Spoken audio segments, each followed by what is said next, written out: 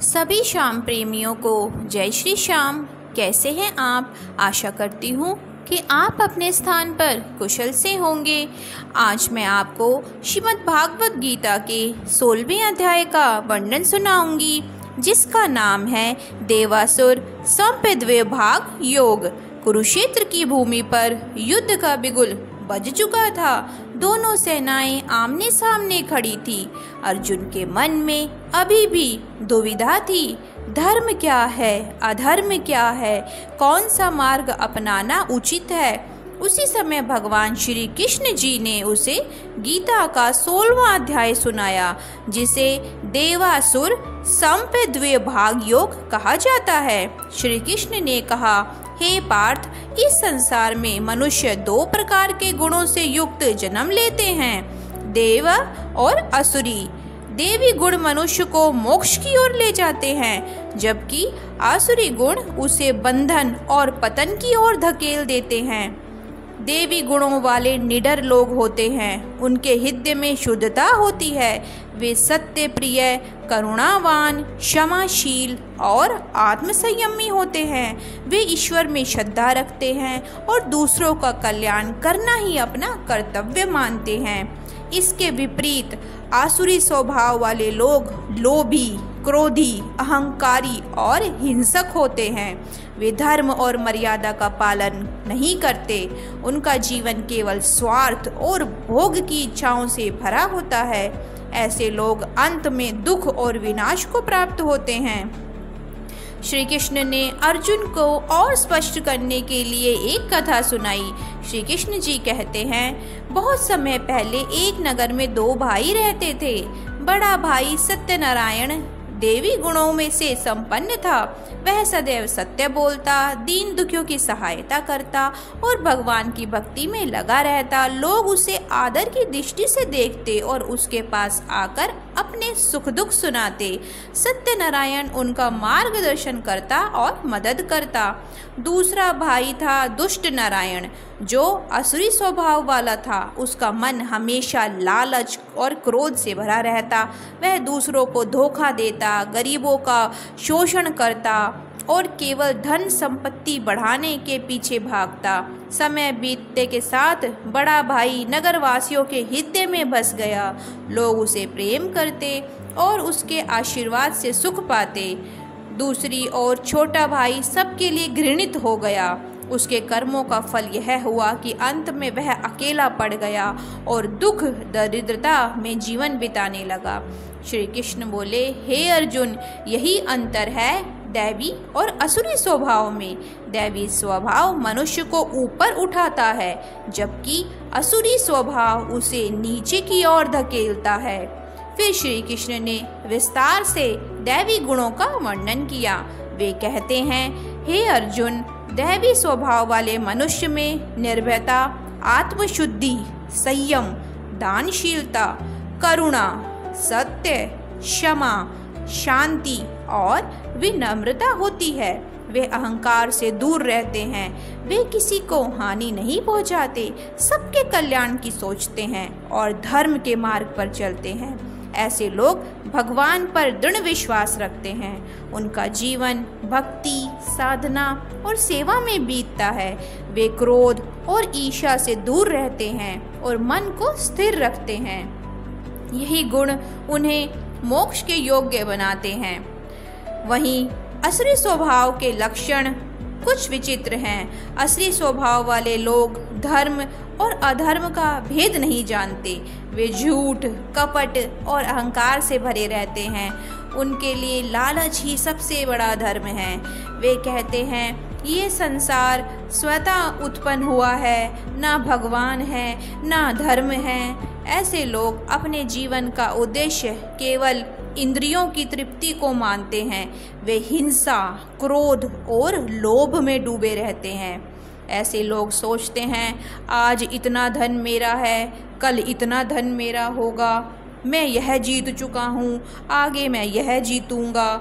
मैं सबसे बलवान हूँ, मुझसे बड़ा कोई नहीं। इस प्रकार का अहंकार उन्हें पतन की ओर ले जाता है। अर्जुन ने विनम्रता से पूछा, हे माधव, क्या असुरी स्वभाव वाला मनुष्य भी कभी सुधर सकता है, या वह सदैव अंधकार में ही डूबा रहता है? श्री कृष्ण ने मुस्कुराते हुए उत्तर दिया, हे पार्थ, यदि कोई आसुरी स्वभाव वाला मनुष्य अपने दोषों को पहचान ले और आत्मचिंतन करके भगवान का आश्रय ले तो वह भी दैवी मार्ग पर आ सकता है। श्रद्धा, भक्ति, संयम और सेवा से वह अपने जीवन को बदल सकता है, परंतु यदि वह अहंकार और मोह में अंधा बना रहे तो उसका मार्ग अंधकार में ही होता है और वह पुनः जन्म मरण के चक्र में फंसा रहता है। श्री कृष्ण ने दूसरा प्रसंग सुनाया। वे कहते हैं, एक समय की बात है, एक राजा था, उसका नाम था धर्मवीर। वह न्यायप्रिय, सत्यवादी और प्रजाहित में लगा रहता था। उसकी प्रजा सुखी और समृद्ध थी। लोग उसे दैव्य तुल्य मानते थे। इसी राज्य में एक दुष्ट मंत्री था, उसका नाम था लोभीसेन। वह प्रजा का धन हड़प लेता और झूठ बोलकर राजा को धोखा देता रहता। धीरे धीरे उसकी चालाकियां राजा के सामने आने लगी। प्रजा उससे घृणा करने लगी। अंततः राजा ने उसे दंडित किया और राज्य से बाहर निकाल दिया। हे अर्जुन, यह उदाहरण बताता है कि दैवी स्वभाव वाला व्यक्ति आदर और शांति को प्राप्त करता है, जबकि असुरी स्वभाव वाला व्यक्ति अपमान और विनाश को प्राप्त करता है। श्री कृष्ण ने अर्जुन से कहा, दैवी गुणों वाला मनुष्य मोक्ष की ओर जाता है। वह जन्म मरण से मुक्त होकर ईश्वर की शरण पाता है। वही असुरी गुणों वाला मनुष्य बार बार जन्म लेता है, दुख सागर में डूबा रहता है। इसलिए हे पार्थ, तू दैवी स्वभाव को अपनाने का संकल्प कर। सत्य, दया, क्षमा और भक्ति से जीवन जी। ईश्वर की शरण लेकर ही तू इस जीवन का असली उद्देश्य पा सकेगा। अर्जुन ने यह सब सुनकर गहरी सांस ली। अब उन्हें स्पष्ट हो गया कि जीवन में कौन सा मार्ग चुनना चाहिए। उन्होंने प्रणाम कर कहा, हे केशव, अब मैं समझ गया हूँ कि दैवी मार्ग ही मोक्ष का मार्ग है। मैं अपने जीवन में सत्य, भक्ति और धर्म को अपनाऊंगा। आपकी शरण में रहकर ही युद्ध करूंगा। श्री कृष्ण प्रसन्न हुए और अर्जुन से बोले, यही तेरे जीवन की विजय है। हे धनंजय, जब मनुष्य दैवी मार्ग पर चलता है तभी वह सच्चे सुख और मुक्ति को प्राप्त करता है। इस प्रकार अध्याय 16 में भगवान श्री कृष्ण ने अर्जुन को यह बताया है कि संसार में दो प्रकार के स्वभाव होते हैं, दैवी और आसुरी। देवी स्वभाव मनुष्य को मोक्ष की ओर ले जाता है और आसुरी स्वभाव पतन की ओर ले जाता है।